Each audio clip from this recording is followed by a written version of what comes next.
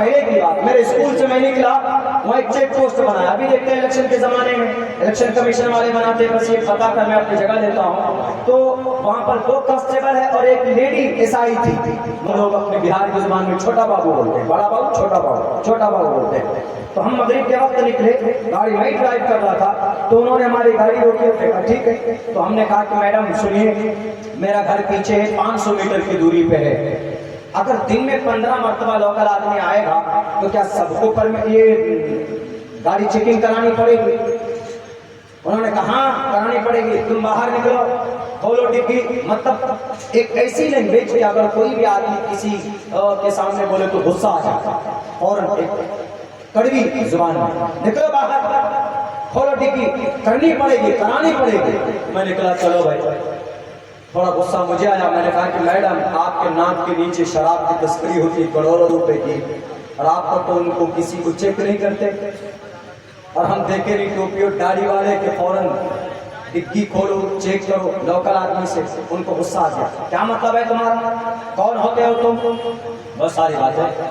तो थोड़ा सा हमको भी प्रेशर आया, तो वो सामने डिग्गी खोला तो डिग्गी का जो शटर है, दरवाजा है, वो उसके ऊपर था। तो हमने जोर से जब बंद किया तो उसके सर पे लगा, जोर से चोट लग गई, उसका और पारा चढ़ा। गाड़ी को अंदर करो, थाने में लेकर चलो, जल्दी करो। मैंने कहा कि मैडम आप मेरी गाड़ी को हाथ नहीं लगा सकते, आप चेक कर चुकी है, मेरी गाड़ी बिल्कुल क्लीन है, मेरी गाड़ी का एक एक पेपर मौजूद है। आप हाथ लगाओगी तो मेरे काम में, मेरे वक्त में मैं आपके ऊपर मानहानि का दावा करूंगा, मेरा 5 लाख का नुकसान है। आप मेरी गाड़ी अगर जेल में लेकर जाएंगे तो आपने चेक कर लिया कुछ नहीं है, तो आप मेरी गाड़ी को अंदर लेकर जाएंगे। बोला नहीं चलो। अब इस बच्चों को फोन कर रहे हैं, सर यहाँ ऐसा आदमी वैसा आदमी है। हमने कहा कि मेरी गाड़ी को टच नहीं कर सकते मैडम, हम भी अड़ गए, मेरी थोड़ी सी आदत है, प्रेशर का वो हूँ, मैं आदमी हूँ, थोड़ा सा प्रेशर चढ़ जाता है जल्दी में। तो वहाँ पर खूब बहस हो गई, तो लोग आ गए और आसपास में, तो वहाँ पर एक बूढ़ी औरत थी जो इलेक्शन कमीशन की तरफ से भी हर चेक पोस्ट पे डिप्यूट किया जाता है आदमी को। वो आई, उन्होंने कहा कि मौलाना आप जाइए। हमने कहा कि ये कौन है, इनको ये जो वर्दी की गुरूर है ना, ये गुरूर, ये औरत है, इनको कहिए कि give respect and take respect, इज्जत लो तो इज्जत मिलेगी, इज्जत दो तो इज्जत मिलेगी, इनको कहिए। और ये गर्मी ना दिखाए इस वर्दी की, कि गर्मी दिखाएंगे जेल के अंदर बंद कर देंगे। हमने कहा क्या है, हजारों को तुमने 23 साल में तुम प्रूफ नहीं कर सके, याकूब को 23 साल में तुम उनको टेररिस्ट नहीं घोषित कर सके। 9 साल के बाद कई हमारे नौजवान जेल से 22 से भरे हुए, 9 साल तक की जिंदगी तबाह हो गई आप लोगों की इन्हीं वर्दी के गलत इस्तेमाल की वजह से। 2-3 मिनट की तकरीर ढंग से कर दी वहां पे। वो मोहतरमा जो बूढ़ी थी वो समझदार थी, उन्होंने समझ लिया कि हाँ शायद कुछ गलत हो गया है, कुछ गलत बोल दिया। यकीनन उनकी जुबान गंदी थी वहां पर, यकीनन गंदी जुबान थी उनकी वहां पर। तो खैर वो ठंडी हो गई कुछ देर में, हम वहां से निकले। दूसरे दिन किसी ने बताया होगा कि भाई यहाँ के वो रिस्पेक्टेड आदमी है, एजुकेशन के फील्ड में काम करते हैं, यहाँ के धार्मिक आदमी है, धर्म के ताल्लुक से प्रवचन देते हैं, वो आपके गीता रामायण को भी जानते हैं।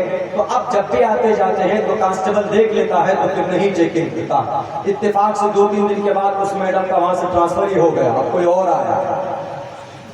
जुबान की लैंग्वेज, जुबान की सख्ती, बताइए ऐसा ऐसा हो रहा है। आप पहने हैं वर्दी, अच्छी बात है, हम रिस्पेक्ट करते हैं, आप हमारी रक्षा कीजिए, हम आपको सराखों पर रखेंगे, मिसयूज मत कीजिए अपनी पावर का, अपनी इसका। एक आदमी का नमाज पढ़ता हुआ लात मार दिया दिल्ली के अंदर में, भी वर्दी की गर्मी, मैं वर्दी में हूँ तो लात मार दूंगा।